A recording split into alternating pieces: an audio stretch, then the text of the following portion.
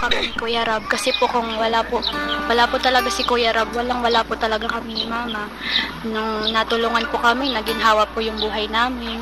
Tapos yung mga gusto pong pagkain, nakakain namin dahil po kay Kuya Rab.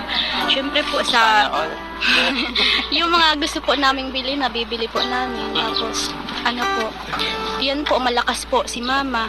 Kasi po naanuhan niya na po yung yung sakit niya, kasi po nabibili ko na po yung gamot dahil po yung po kasi wala po kami, kahit gamot ni Mama wala po talaga ako mabili kasi po wala pong pera.